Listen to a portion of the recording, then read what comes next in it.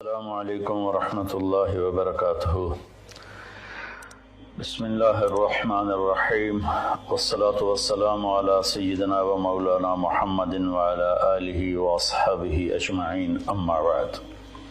میرے محترم بھائیوں، دوستوں، بہنوں، بچوں، بچیوں اور تمام امت مسلمہ اور خاص طور پر اہل پاکستان، ہم سب کے لیے مبارک موقع ہے کہ اللہ تعالیٰ ہمیں رمضان کے استقبال کے لیے اللہ نے ہمیں مہلت دی، ہم زندہ ہیں، اور اللہ کرے کہ رمضان سب کو نصیب ہو۔ رمضان ایک خاص مہینہ ہے جو اللہ کی رحمتوں کو لینے کا ہے۔ اللہ تعالیٰ کا عرش پہلے آسمان پر آ جاتا ہے، جہنم کے دروازے بند کر دیے جاتے ہیں، جنت کے دروازے کھول دیے جاتے ہیں۔ یہ پہلے کسی امت کے لیے نہیں تھا۔ ان کا روزہ مشقت والا تھا، افطاری سے افطاری۔ ہمارا روزہ اس کے مقابلے میں بہت آسان ہے، سحری بھی افطاری بھی۔ ان کی نماز تراویح نہیں تھی، ہماری نماز تراویح ہے قرآن سننے کے لیے، قرآن کو زندہ رکھنے کے لیے۔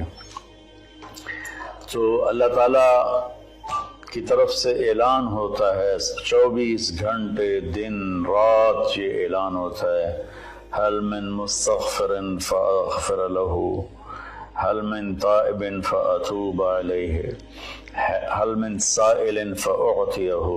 یہ تین آوازیں 24 گھنٹے چلتی ہیں آسمانوں پر۔ کوئی ہے معافی مانگنے والا، میں اسے معاف کروں، کوئی ہے توبہ کرنے والا، میں اس کی توبہ کو قبول کروں، کوئی ہے مجھ سے مانگنے والا کہ میں اسے عطا کروں۔ اور پھر ایک فرشتہ اعلان کرتا ہے، یا باغ الخیر اقبل، اے نیکی کے چاہنے والے زور لگا، آگے بڑھا۔ اور دوسرا فرشتہ اعلان کرتا ہے، یا باغ الشر ادبر، اے گناہوں میں ڈوبے ہوئے انسان واپس آ جا، اللہ کی چھاؤں میں آ جا، اللہ کی رحمت میں آ جا، اللہ کی بخشش کی چادر میں اپنے آپ کو چھپا لے۔ اور اس میں فرض 70 فرض کے برابر ہو جاتا ہے، نفل فرض کے برابر ہو جاتا ہے۔ اور حضرت علی رضی اللہ تعالیٰ عنہ علیہ السلام کا فرمان ہے کہ کوئی شخص ایک فرض روزہ چھوڑ دے، پھر اس کی قضا میں قیامت تک عملی نفلی روزے رکھتا رہے تو اس ایک فرض کو نہیں پہنچ سکتا۔ تو سارے دوستوں سے درخواست ہے کہ روزے کا اہتمام فرمائیں اور اللہ کی رحمت کو لوٹ لیں۔ اور میں ایک حدیث سناتا ہوں کہ میرے نبی نے کس طرح رمضان کا استقبال کیا۔ آپ ممبر پر تشریف لائے، خصوصی طور پر جمع کیا، یا جمعہ کا خطبہ تھا تو آپ خطبہ بیٹھ کے نہیں دیتے تھے، کھڑے ہو کے دیتے تھے، چونکہ آپ کا خطبہ مختصر ہوتا تھا۔ تو آپ نے فرمایا، ماذا یستقبلکم وماذا تستقبلون، وہ کون آ رہا ہے؟ مفہوم ہے، لفظی ترجمانی مفہوم مدار۔ ہم نے کہا وہ کون آ رہا ہے اور تم کس کی طرف جا رہے ہو؟ سب یوں ہو گئے۔ پھر آپ نے کہا، ماذا یستقبلکم وماذا تستقبلون، وہ کون آ رہا ہے اور تم کس کی طرف جا رہے ہو؟ سارے صحابہ میں ہلچل مچ گئی۔ تیسری دفعہ، ماذا یستقبلکم وماذا تستقبلون، وہ کون آ رہا ہے، کس کی طرف جا رہے ہو؟ سارے پیچھے مڑ مڑ کے دیکھیں، پیچھے تو کوئی بھی نہیں۔ تو حضرت عمر رضی اللہ تعالیٰ عنہ کھڑے ہوئے علیہ السلام، انہوں نے فرمایا، یا رسول اللہ اوحی نزل، یا رسول اللہ کوئی وحی آئی ہے؟ آپ نے فرمایا، لا، کن نہیں۔ اعدو حضر، اللہ نے آپ کو آنکھ دی ہے دیکھنے والی، تو کیا کوئی دشمن مدینے کی طرف آ رہا ہے اور آپ نے دیکھ لیا ہے اور وہ ہم پر حملہ کرنے آ رہا ہے، ہم تیاری کریں؟ آپ نے کہا، اللہ، نہیں، یہ بھی نہیں۔ تو انہوں نے پوچھا، بھائی یا رسول اللہ کون آ رہا ہے؟ تو آپ نے کہا، رمضان آ رہا ہے۔ سبحان اللہ، کیا خوبصورت انداز تھا متوجہ کرنے کا، عظمت بٹھانے کا، ہیبت بٹھانے کا رمضان آ رہا ہے۔ پھر آپ نے اس کے فضائل سنائے کہ اس میں جنت کے دروازے کھل جاتے ہیں، جہنم کے دروازے بند ہو جاتے ہیں، اور جنت کی حوریں اللہ سے دعا کرتی ہیں یا اللہ اس رمضان میں اپنے نیک بندوں میں ہمارے شوہر ہمارے لیے منتخب فرما اور ان کے ذریعے ہماری آنکھیں ٹھنڈی فرما، اور جہنم کے سارے دروازے بند ہو جاتے ہیں، شیطان قید ہو جاتا ہے۔ اور اس رمضان کا مطلب ہے جلنا، رمض یرمز، جلنا۔ سارے مہینوں کے نام عربوں نے رکھے، محرم، صفر، ربیع الاول، ربیع الثانی سے لے کر آخر تک۔ رمضان کا نام اللہ نے قرآن میں لکھا، شہر رمضان الذی انزل فیہ القرآن، کہ یہ عرشوں پر اس مہینے کا نام طے ہوا رمضان۔ تو اس مہینے کے نام اور روزے میں کیا مطابقت ہے، ان میں جوڑ کیا ہے کہ رمضان جل جانا۔ اس میں جب کوئی روزہ رکھنے والا، روزہ رکھنے والی جب روزے رکھتا جاتا ہے تو اس کے گناہ پچھلے سال کے جلتے جاتے ہیں، جلتے جاتے ہیں، جلتے جاتے ہیں، یہاں تک کہ اللہ جیسے لوہے کو صاف کیا جاتا ہے آگ سے، اور دھاتوں کو صاف کیا جاتا ہے آگ سے، اور ظاہری میل کو صاف کیا جاتا ہے پانی سے، تو پورے سال میں جو گندگیاں ہمارے اندر گھس جاتی ہیں، کبھی حسد، کبھی بغض، کبھی کینہ، کبھی کچھ، تو اللہ تعالیٰ اس کو اندر سے کھینچ کے باہر نکال کے صاف کر دیتا ہے۔ اور عید کی رات کہتا ہے کہ فرشتوں سے جن مزدوروں نے مزدوری پوری کر دی ہو تو اس کا کیا، اس کے ساتھ کیا ہونا چاہیے، تو سب نے عرض کیا اس کو مزدوری ملنی چاہیے۔ تو پھر اللہ تعالیٰ فرماتے ہیں تم گواہ رہو، میرے بندوں نے دن میں روزہ رکھا، رات کو قیام کیا اور میرا قرآن سنا، میں اس مزدوری کے بدلے ان کے سارے گناہ معاف کرتا ہوں۔ تو میری درخواست ہے تمام بہن بھائیوں سے کہ ہم اس کی تیاری کریں۔ ایک تیاری ہوتی ہے ظاہری جو ہم چیزیں اکٹھی کرتے ہیں، ایک تیاری وہ ہے جس کے بغیر ہمارا روزہ قبول نہیں ہوگا۔ میرا نبی کا فرمان ہے 4 آدمی ایسے ہیں جن کی لیلۃ القدر میں بھی بخشش نہیں ہوتی تو رمضان کی باقی راتیں تو اس سے ادنا ہیں، کہ 4 اگر قسم کے گناہ، چاروں کسی میں ہوں یا ایک کسی میں ہو، بخشش نہ ہونے کا مطلب یہ ہے کہ اگر وہ توبہ نہیں کرے گا تو اس کا روزہ اس سے معافی نہیں دلا سکے گا۔ توبہ کرنے پر تو کفر معاف ہو جاتا ہے، توبہ کرنے پر تو شرک معاف ہو جاتا ہے، ہر بڑے سے بڑا گناہ معاف ہو جاتا ہے۔ اور اللہ کی رحمت کا بتاؤں، میرے نبی کا فرمان ہے ما اصر من استغفر وین عاد فی اليوم 70 مرۃ۔ چند دن پہلے ایک نوجوان نے مجھے فون کیا، مولانا بڑی توبہ کرتا ہوں پھر گناہ ہو جاتا ہے، 10-15 دن سے اوپر نہیں گزرتا ہے پھر گناہ ہو جاتا ہے، پھر توبہ کرتا ہوں تو یہ توبہ کا مذاق ہے، میری بخشش نہیں ہوگی۔ دوڑ رونے لگا ٹیلی فون پر۔ تو جب تھوڑا اس کے آنسو روکے تو میں نے اس کا بیٹا تو میں ایک حدیث سناتا ہوں کہ میرے نبی کا فرمان ہے جو دن میں 70 دفعہ توبہ توڑے، اور 70 سے مراد 10 7 70 نہیں، عربی میں 70 سے مراد ہوتا بے شمار۔ میرے نبی نے فرمایا کہ جو دن میں 70 دفعہ توبہ توڑے اور پھر توبہ کر لے سچے دل کے ساتھ، تو میرے رب کی نظروں میں وہ محبوب ہے، وہ اس کا پیارا ہے، چاہے وہ بار بار توبہ توڑتا ہے لیکن اس کے بعد وہ روتا ہے، معافی مانگتا ہے، اور آخری سانس تک اللہ نے توبہ کا دروازہ کھلا رکھا ہے۔ باب التوبۃ مفتوح ما لم یغرغر، جب تک گلے کا وہ گھنگرو بند نہیں ہوتا اس وقت تک اللہ تعالیٰ بندے کی توبہ کے لیے دروازہ کھول کے بیٹھا ہوتا ہے۔ موت نظر آنے لگے پھر کہے یا اللہ میری توبہ، تو وہ قبول نہیں ہے، لیکن اس سے 1 منٹ پہلے اسے پتہ نہ ہو اور وہ توبہ کر لے تو اللہ اس کی توبہ معاف کرتا ہے۔ میں ایک دفعہ جماعت میں گیا نواب شاہ، تو ایک گھر میں بڑے وڈیروں کو اکٹھا کیا، تو آخر میں توبہ کراتا ہوں، کہو یا اللہ میری توبہ، یا اللہ میری توبہ، یا اللہ میری توبہ۔ تو اس میں ایک وڈیرا صاحب تھے، بڑی بڑی مونچھیں تھیں، بڑا ہیوی ویٹ، ان کی آواز سب سے بلند تھی، یا اللہ میری توبہ، یا اللہ میری توبہ، یا اللہ میری، اور ساتھ رو رہے تھے زار و قطار۔ واہ میرے رب! یہ بیان تھا ظہر سے پہلے۔ وہ گھر گئے ہیں اور رات کو ان کو ہارٹ اٹیک ہوا اور ان کا انتقال ہو گیا۔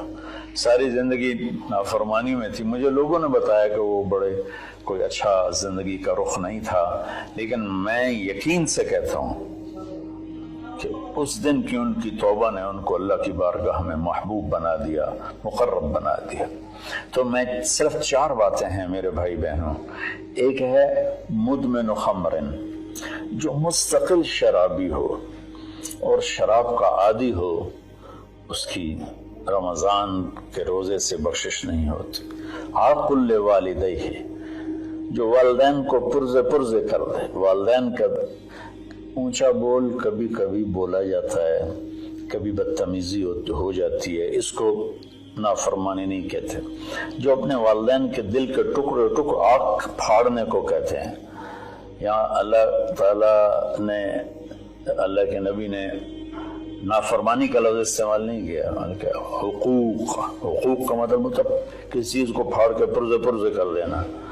تو جو ماں باپ کو اتنا زخمی کرے کہ ان کی آہیں نکلیں، ان کے آنسو نکلیں، اس کی بھی بخشش نہیں ہوگی۔ تیسرا، جو قاطع الرحم، جو رشتہ داروں سے لڑتا رہتا ہو، کسی سے نہ بنا کے رکھے، نہ بھائی سے، نہ بہنوں سے، نہ چاچے سے، نہ مامے سے۔ ماں اور باپ کی طرف سے جتنے رشتے ہیں وہ رشتے ذوی الارحام کہلاتے ہیں۔ جو ان رشتوں کو توڑتا ہے اور ان سے لڑتا بھڑتا ہے، اپنے آپ کو سپیریئر سمجھتا ہے، یہ سب گند ہے، یہ سب ایسے ہیں، ایک اس کی بخشش نہیں ہوتی۔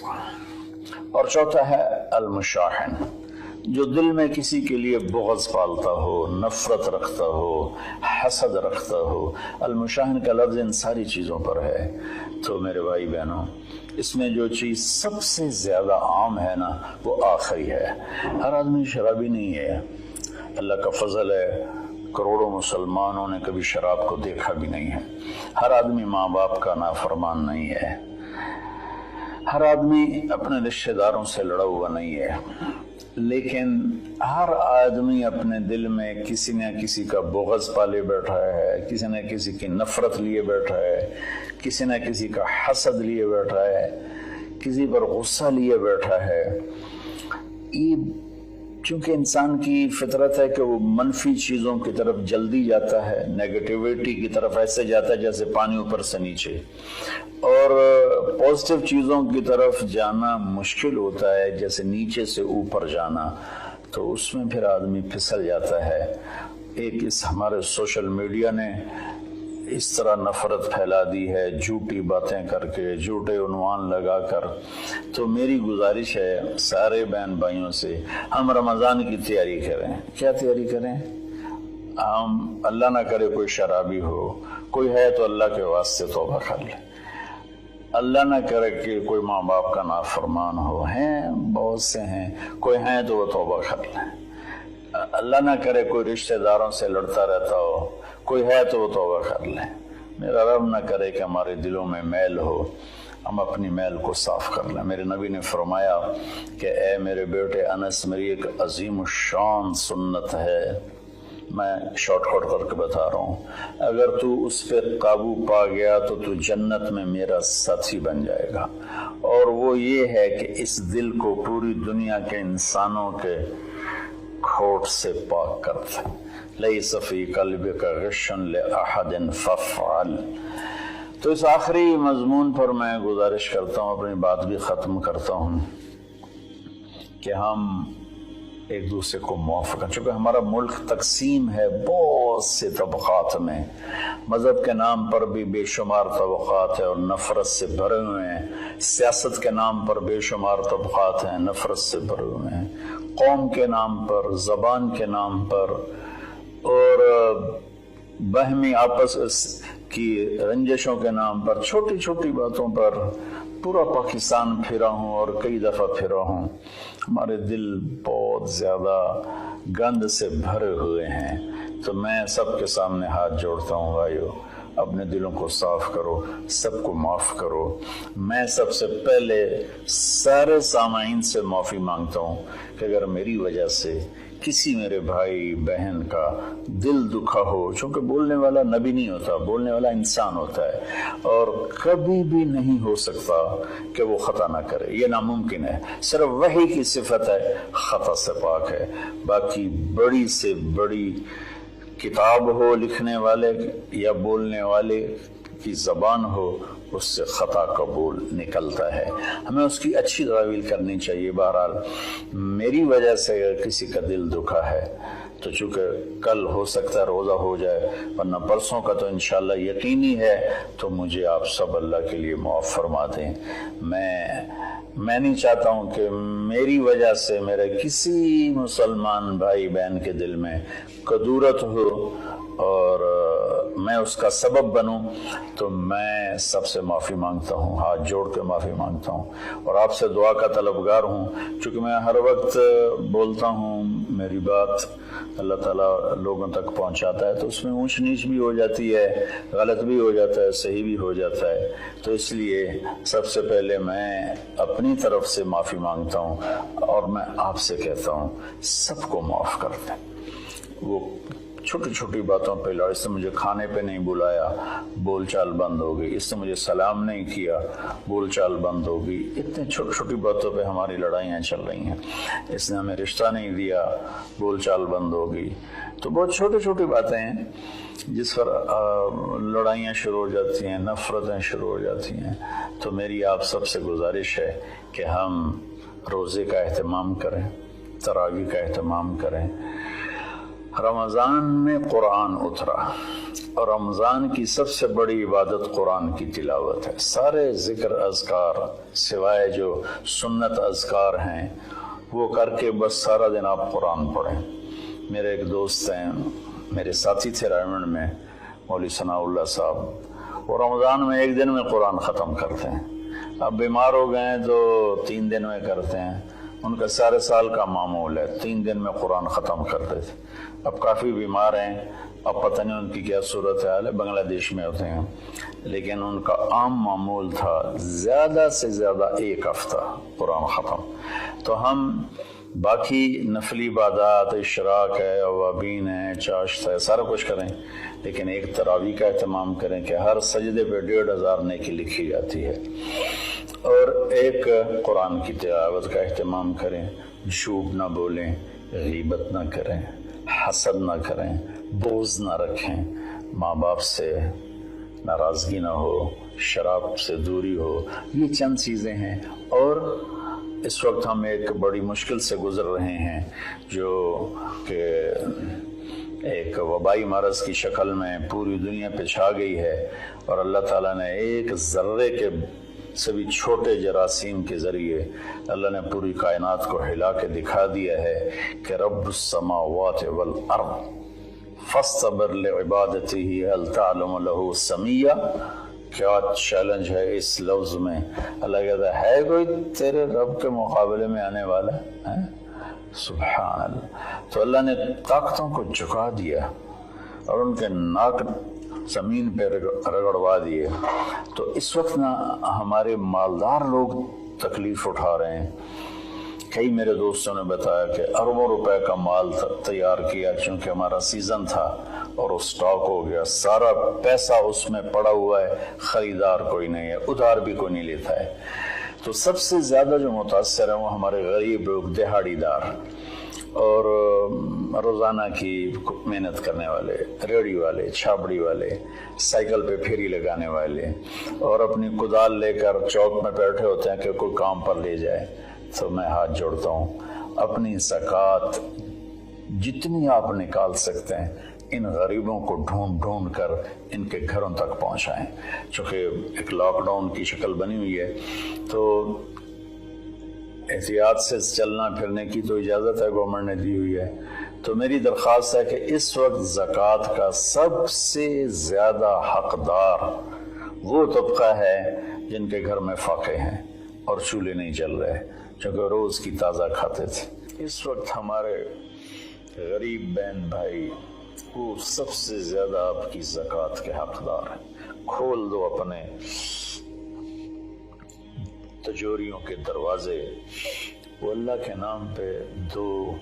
اس وقت آپ کی زکوٰۃ، صدقات، خیرات ساری کی ساری ان کو جاتی، کھانے بنا بنا کے بھیجو، روشن کے پیکٹ بنا کے بھیجو۔